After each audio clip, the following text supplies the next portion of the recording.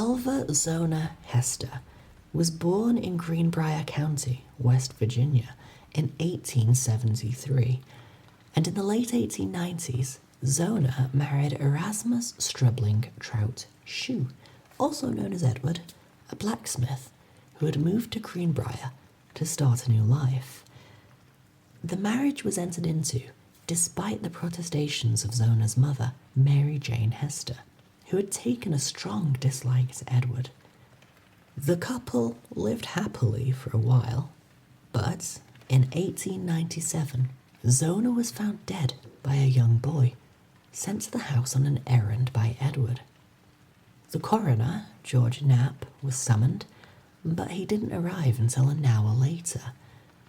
Upon his arrival, Knapp found that, contrary to custom, Edward had carried the body upstairs and dressed it himself, in a dress with a stiff neck.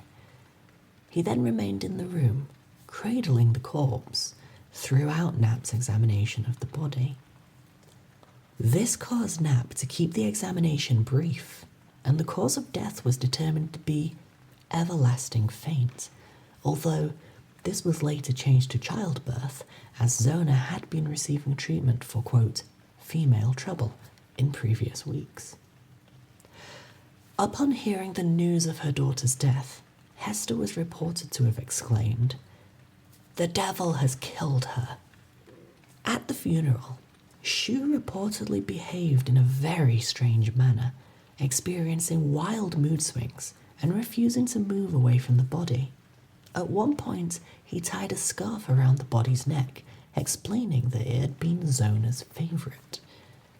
4 weeks after Zona's death, Hester experienced a visit from her late daughter during a dream. The nighttime visitation explained that her death was a murder, that Shue had broken her neck in a fit of rage when he believed that she hadn't cooked any meat for dinner.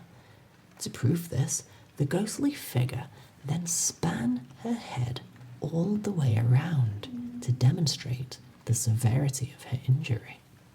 Following this disturbing dream, Hester spoke with prosecutor John Alfred Preston, eventually convincing him to reopen the case of Zona's death.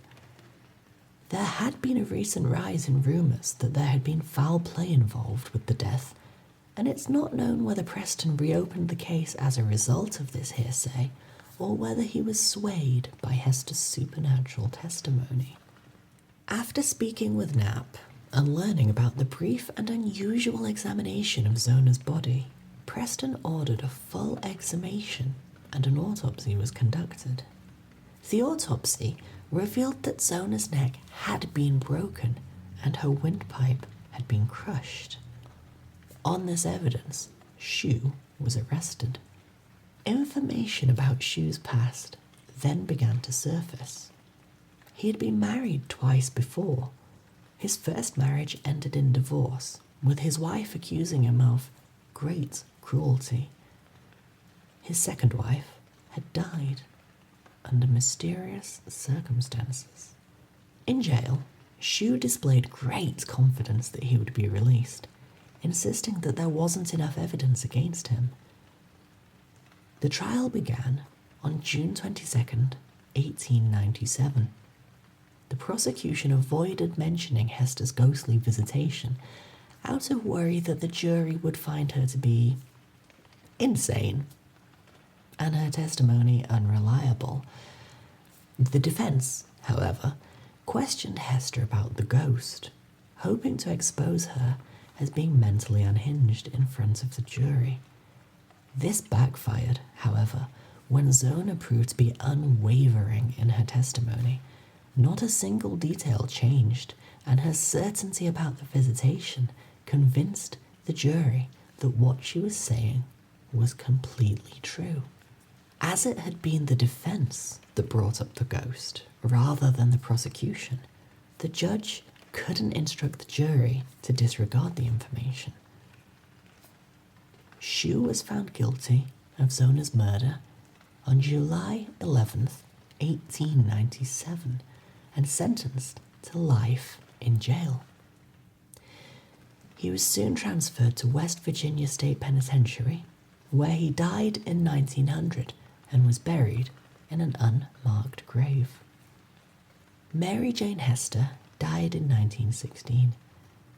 Until her death, she remained resolute in her belief that she'd been visited by the ghost of her daughter.